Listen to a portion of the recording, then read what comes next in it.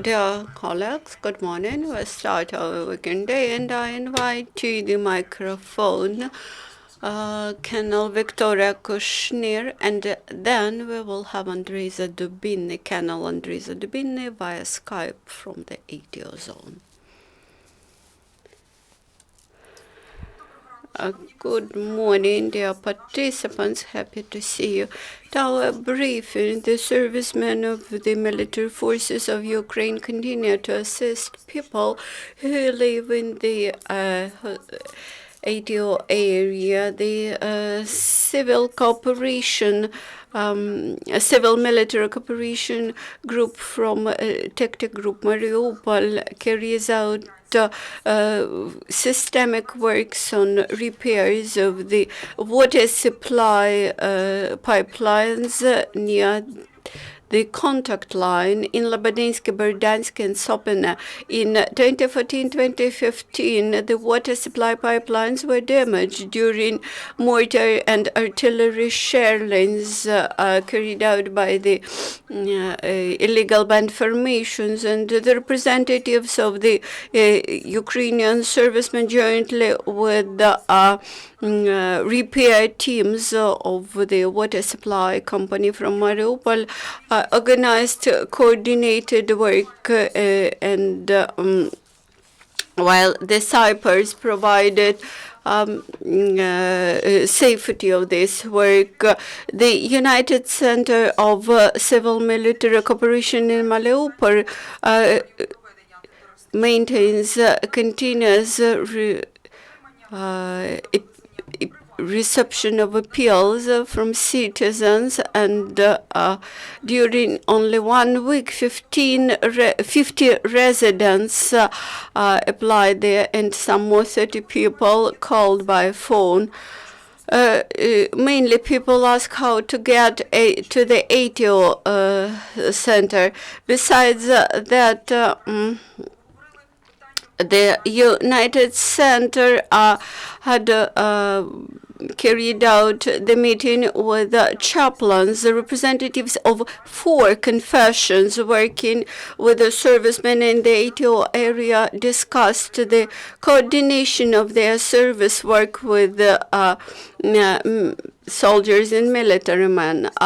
Beside the military commissioner office in the Mariupol opened the Ministries of Defense office in Mariupol, and open for broad public, and the representatives of First Mobile Group of Defense Ministry, chaired by the Deputy Minister Igor Dolgov, had the first session there. As of today, the number of servicemen who expressed their wish to conclude a contract with the armed forces of Ukraine amounts to 7,300 people.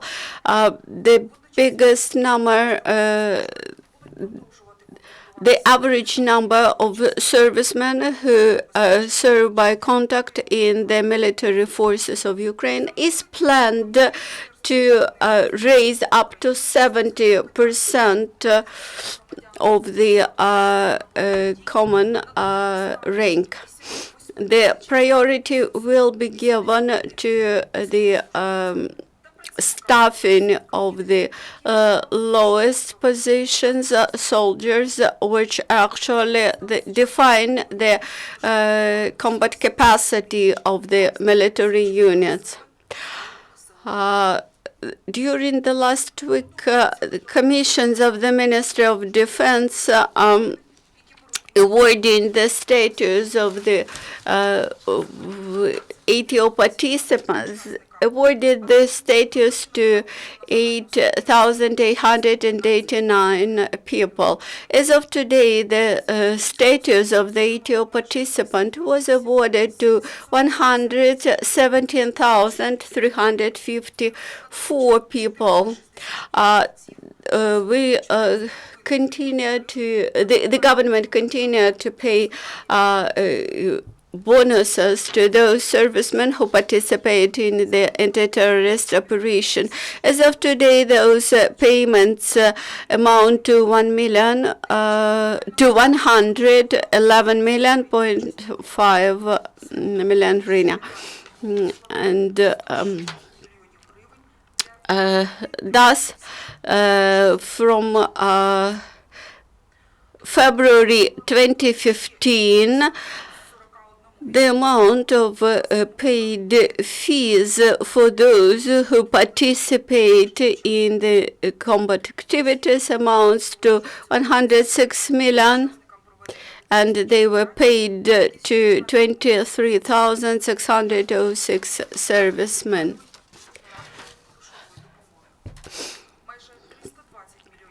Almost 320 million hryvnia the ATO participants received because they were wounded and injured and disabled. In 2016, the state budget allocates for this purpose 965 million hryvnia.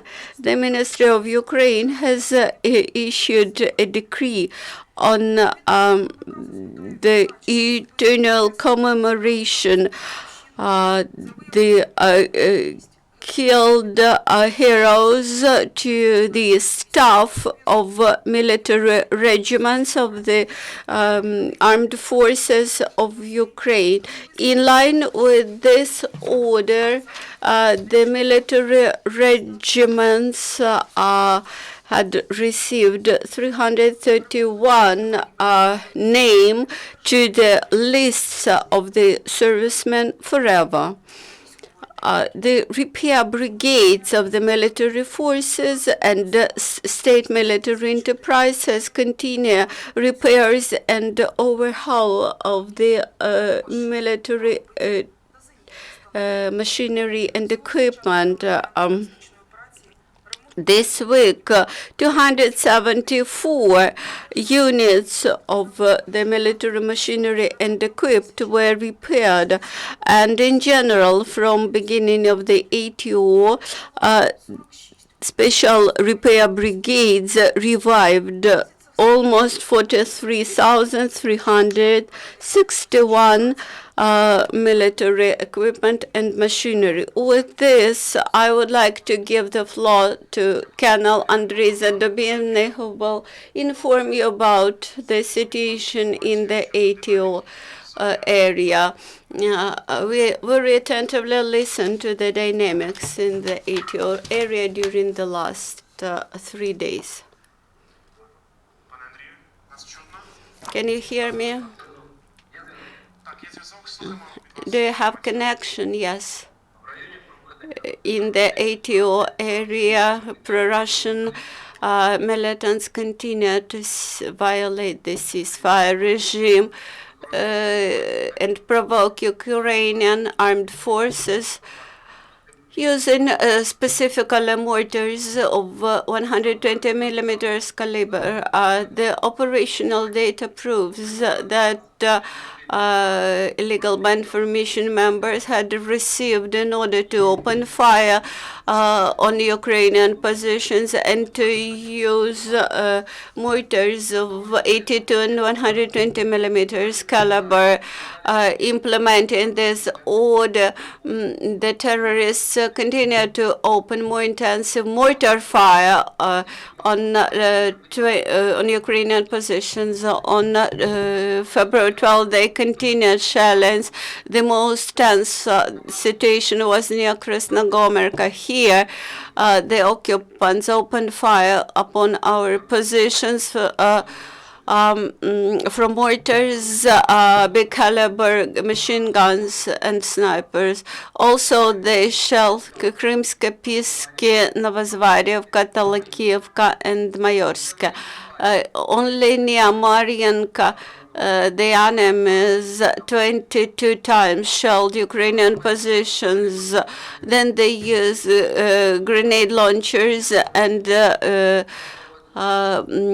big machine guns in Troitsk, Novgorodsk, Luhansk,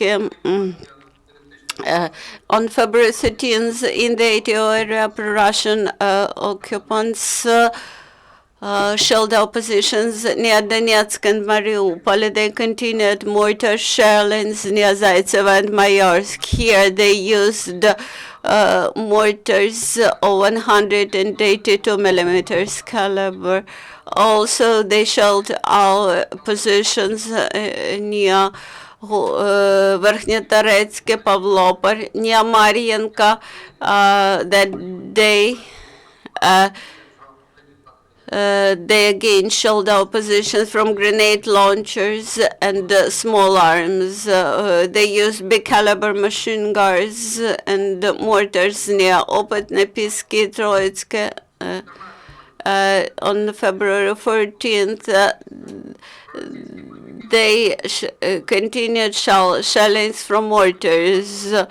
Only on February 14th, they used mortars more than 20 times. That they shelled Krasnogorivka, Peski, Talakivske, Mayorske, Zaitsev. In Zaitsev and Krasnogorivka, they used 120 caliber mortars. They used grenade launchers and small arms, shelling our positions in Troitske, Marienka, Avdiivka, Novhorodske, Opatnepiske, and Butyevka mine. The ATO forces near Lugansk were shelled from big caliber machine guns and anti-missile systems. Near Gnutovo, near Donetsk, they used mortars and small arms. The tense was situation near Shirokino, where they shelled our positions from small arms. Here and in some other places along the front line, our servicemen opened response fire. On February 15, the situation became more tense. During that 24 hours, the illegal band formations continued fire exchanges with increase in shellings. They used mortars of 100 millimeters and self-propelled artillery installations. They shelled our positions near Komentarnovo, Gnutovo, Shpirina, Krasnogorivka, Mariivka, and Mayorsk. Not far from Mykolaiivka and Novotroysk. There were combat strikes with reconnaissance groups. They shelled our positions from mortars near Granitna, Novgorodsk, Opatnepiski, and Butyevka mine. Near Lugansk, the enemies resumed mortars near shellings from mortars near Trahizbenka and Sakirnitsa. In general, during February 20 through February 12 through February 16, they more than 100 times violated the ceasefire regime. Ukrainian troops opened a response fire only in those cases when there appears a direct threat to the lives of our servicemen. As to the situation in Daitso, I would like to add that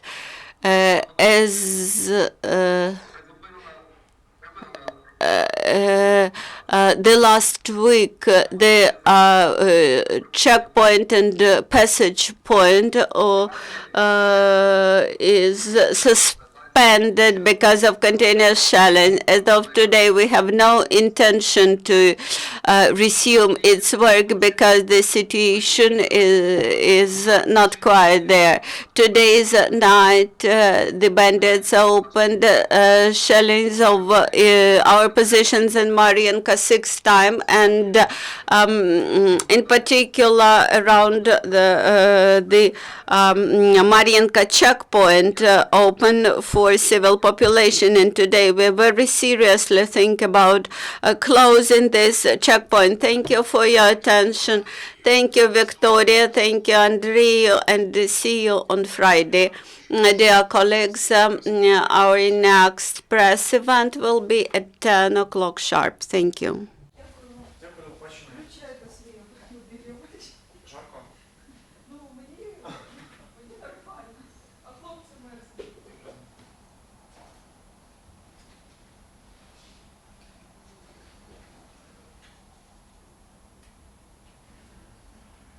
в кінці відхилився від тез, там що було 3 абзаци чи 4 по тексту, але він їх не сказав, ну ви бачили